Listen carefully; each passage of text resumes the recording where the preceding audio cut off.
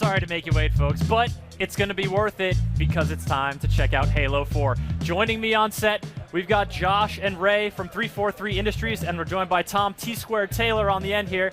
Guys, it is a really exciting day to have Halo 4 here on the set here at E3. Yeah, we're excited. We're excited to finally be able to show the game after working on it for so long. So. Yeah, it's been quite some time for you guys, huh? Yeah, it's been on 3 years, give or take. So. Well, you made an excellent showing at the press conference yesterday, and I think the demo we're going to see today is that same demo, but we've got you here so we can mine you for all the information you can possibly give us. Excellent. So let's start it up, and it begins with that cinematic and introduces us to the ship, the Infinity. That's right. This is the first time that the player and the Master Chief is introduced to the Infinity, which then goes on to play an important role in the campaign as well as becoming kind of the centerpiece for our new multiplayer experience, Halo Infinity multiplayer. Okay, which we will talk about a little bit later. We've got some multiplayer footage to check out. But here's Master Chief, and he's had a nice long rest in the dark depths of space, presumably, after the ends of Halo 3. That's right, yeah. Halo 4 picks up right where Halo 3 left off, so it's a continuation of that story. And so Chief and Cortana have been drifting aboard the derelict Forward Unto Dawn. They arrive at this really mysterious Forerunner planet of Requiem, crash land on that planet. This mission that we're showing off here actually takes place a little further on into the campaign. So the first mission of the campaign is Chief and Cortana and their descent into the planet. Now, speaking of mysterious spherical objects, what the hell is that thing? Yeah, that is a mysterious object. We're not talking too much in detail about that. What do you think, Tom? What's your read on that thing? I honestly don't know. I was just surprised at all the graphics and animation right there. I was checking to make sure that the light was bouncing off the clouds correctly how it should be, and I'm just blown away by everything Halo, man. I'm speechless. Yeah, we have a whole team of world-class artists who have been working on this, and they've done just an amazing, amazing job. So Chief and Cortana are stranded on this planet, and what better way to get off of the planet than to rescue a downed UNSC ship? Got the Infinity there in the background, and so they set off to try and rescue the downed Infinity. And is this yet another incarnation of the beloved battle rifle? It is, yeah. So you'll see, in this demo we actually have a couple of new weapons that you've never seen before. We also reintroduce the battle rifle and all of the familiar weapons there. You've got the AR as well. These have all been lovingly recreated and updated to match the visual style. The AR sound is just phenomenal. It sounds like you're really doing some destruction with that. Yeah, it's awesome. Tajin and his team have done an amazing job on the sound effects and just the whole soundscape, working with Neil Davidge as the composer on the game. It's pretty cool. So you can see all the detail that we've put into the jungle. We've fully updated the engine, the graphics. I'm sorry, I just spotted like a floating manta ray kind of alien. You didn't see anything like that. There's like indigenous species up there. You folks are going to have to rewind the stream to check that one out, or maybe we'll catch another glimpse. But these jungles are teeming with life that's not necessarily the Covenant or those nasty orange dudes that want to shoot you later. Yeah, correct. Yeah, this is a living world. So as you explore Requiem, you're going to go to all kinds of different locations. This is a very lush jungle location, and this is kind of the setting for this particular mission. But as Chief and Cortana make their way through here, it's obvious that they're not alone. There's this is a dangerous environment. There's all kinds of dangers that may be lurking around every corner.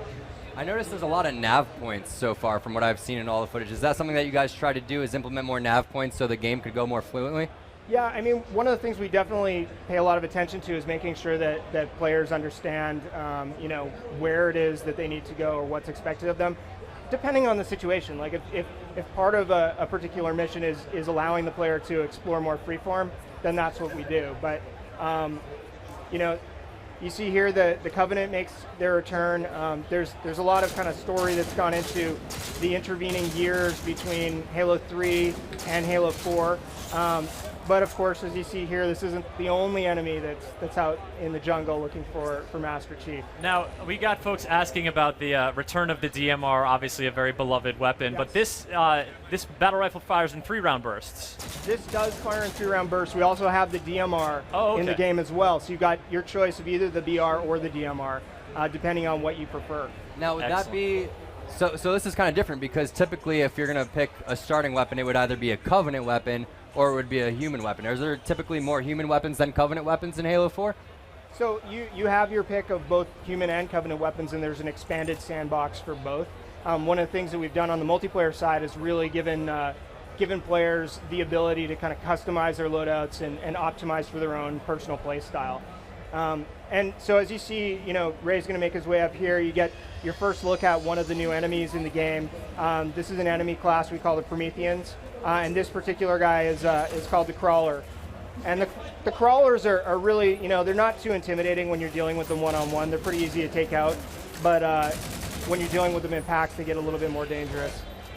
The thing that strikes me about these enemies, and actually about the way that enemy killed the elite earlier, is they don't die and just like lay dead on the ground. They evaporate, they sizzle into like little pieces of film. Like, does that work into the mythology of what these creatures are all about? Absolutely, yeah. There's part of the story in Halo 4 is sort of discovering the mystery behind these new enemies that you've never seen before and how they fit in.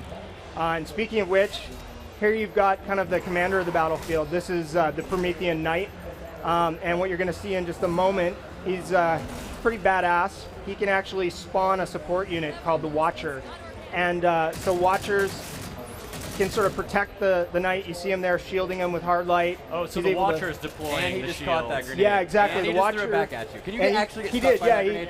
So he caught the grenade there. If you take out the Watcher, you can get him to drop that grenade, which can obviously work in your favor. I noticed when he's shooting this weapon that there's sort of a bloom inside of that. Now, if he shoots faster and faster, will that reticle continue to expand? So yeah, there's a little bit of bloom there. With the BR, we've also got a little bit of recoil that you can feel when you're firing it that just sort of gives you a little bit more of a realistic feel to it. Whereas the DMR is sort of more laser tight on the single shot. And speaking of weapons, what do you call this guy? So this is the light rifle. This is a Forerunner weapon.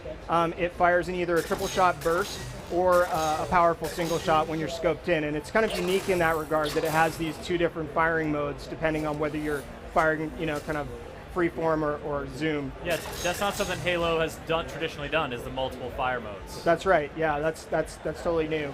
And so here's another ability that you see the Watcher doing. He's spawning a group of crawlers, and you can see Ray taking him out when he's caught that grenade, drops down below. And here we've introduced another knight. This is the Lancer. And the Lancer can close distance really, really quickly. And so one of the things you can expect, within this new enemy class is all of the variation and variety that you've come to expect from Halo enemies. But it's nice to see that though the alien life may be multifarious and diverse, there's still the universal language of headshots. That's right, yeah. Headshots are good, we love them. Now, can we touch base on this gun a little Yeah. bit? Because this looks like a shotgun right here. Yeah, it's kind of the Forerunner version of a shotgun. And what you can see with all the Forerunner weapons is they kind of form into place and suit the person who's wielding it, so they kind of adapt to the user. This is really, really powerful up close. As you saw, he took out the Knight with the one shot. It also has the ability to rebound off of objects and surfaces. So you could bounce shot someone. Yeah, exactly. I've actually had some great trick shots in multiplayer where I've shot around corners at someone who's trying to get away from me and taken them out. It's hard to pull off because it does have a really limited range. But when you do it, it's really satisfying. Now, one thing that I noticed just from a quick glance is the reloading actions seem to be a little bit faster, and also the rate that you can shoot after you reload. Yeah, definitely. We've put a lot of time and attention into all of the animations. The animation team's updated a lot of the familiar animations in the game. And what you're going to see here, Ray's just going to show off a new ability called Promethean Vision that people have heard a lot about. This is great when you've got limited visibility, like in this foggy scenario here. And when he shifts it on, it sort of pulses out like sonar, and all of the enemies in the nearby area are shown. And that actually allows you to see through solid objects as well. So no more camping in Halo multiplayer. If someone's got Promethean Vision, they're going to be able to pick you up even if you're dead still. Very cool. Can you shoot in that mode, in that vision, or when you get hit, do you get taken out of that? No, you can shoot in that vision, and when you get hit, you don't get knocked out, but it does have a really, really limited duration. Okay. In multiplayer, that's one of the ways that we balance it. It can also be fooled with other abilities. So. No, would this be considered almost as powerful as, say, the overshield or camouflage in old Halos?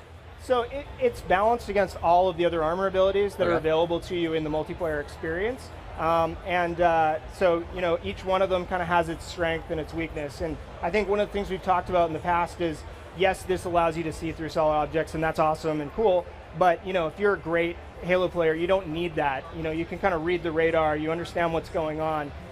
So this becomes maybe less useful and less powerful when you're playing against a more skilled player. Very excellent. Now, I just want to give a shout out to the folks who are asking questions in the chat room. You guys are asking so many questions so fast and furiously that you broke Google. They're not sending them through because they're thinking that we're some kind of spam organization. So I'm not ignoring you, I promise. And besides, between Tom and I, we've got questions aplenty for Josh and Ray. But now we're going to shift gears a little bit and take a look at some multiplayer in action. Yeah, that's right. The big thing with Halo 4 is we're kind of redefining what Halo multiplayer is with Halo Infinity multiplayer. And this is a new story-driven multiplayer experience. So for the first time, we're connecting our multiplayer experience to campaign through story and providing kind of a narrative structure or context for all of the experiences that you have there. So you've got, these two main modes that make up Infinity multiplayer. War Games is your traditional competitive, PvP experience. And then we have a new experience that we're calling Spartan Ops, which is an episodic cooperative adventure that takes place over an entire season of play. So basically you get a new episode every week, tells a little bit of story, you're following that story, along with that come 5 missions each week that you and your friends can take part in. Excellent. And now Seems like almost like a play off the daily and weekly challenges, Yeah. but way more intense. It's funny that you say that, because that was definitely one of the inspirations for the team, was thinking about how do we take that idea of giving players a reason to come back every day and every week, and just kind of take that even further. And then, of course, use story, which I think is one of the great things about the Halo universe. So we're taking a look at the multiplayer trailer right here. And Chapter 4, Sacred, this is sort of the story cutscenes tied into You're it. seeing the cutscenes from the episodes that are coming out each week. And then you see, you've got 5 new missions or chapters that launch along with that episode. And here you're seeing footage from Spartan Ops. And everything that you're doing as a player is then feeding into your progression and allowing you to customize your Spartan so that you can, decide what kind of weapons and abilities you want to take into battle with you. So what kind of ops are we talking about here? Because ops can be a pretty catch-all term. I mean, some of these clips are reminiscent of Firefight, but then, you guys have also talked about there being specific objectives within the ops. So What's the format? You've got this whole story framework that goes around it with the episodes that tie into the missions. The missions have VO and objectives and characters that will talk to you in the PIP. So you'll see their face interacting with you as you're on the battlefield. They're playable as solo missions if you want, but they definitely get a lot more fun when you're playing with 2 or more players, and lots of opportunities for cooperative play. So yeah, it's something that we're super excited about.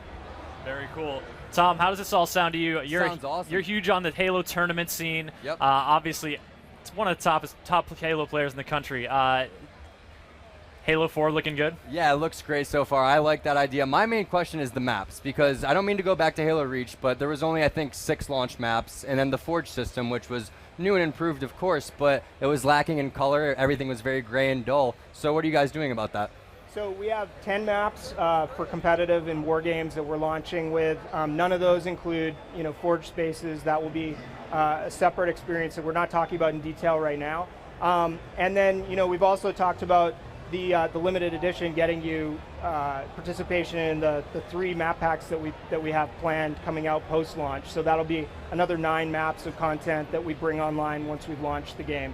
So we definitely heard from fans how they want, more content, more map content, and experiences to play. Very cool, because the amount of maps that you guys put out, you guys will typically put 6 or 7 maps in a map pack, and yeah, 3 of these are great for big team battle, and the other 3 are great for up close combat and say Major League Gaming. So that was my main concern. I love the loadouts. I think everything looks great, and I think Halo 4 is going to be exactly what that is. It's Halo 3, Halo 4. It's the next running. Halo Reach didn't have the best sales, and I think it was because it was the prequel. I think everyone's going to be super stoked for this, and I think so far, obviously, best game at E3 in my opinion. Wow, that's great to hear you say that, man. I can't wait to play. I haven't played yet. Yeah, This you is got to driving me come by insane. and play it in the theater. Definitely. Yeah, we're showing playable multiplayer in the Halo 4 theater, so people can come in, check out the demo that you just saw live, talk a bit about Infinity, and then get in there and play war games. And I think we're going to have to get Tom over there as soon as possible because he looks like not being able to play Halo 4 is literally killing him from the inside. Actually, Tom, we're going to keep you around for the next segment because we've got another great shooter coming up. But Josh, Ray, thank you so much for coming by and showing off Halo 4. The game is looking great. It's showing super well, and I know a lot of people here are really psyched to see it. Thanks. It's our pleasure. It's great to be here. Absolutely. Cheers. Next up, folks, it's Medal of Honor Warfighter, and we're going to be bringing that to you real quick, so we're just going to step away for a sec and come back.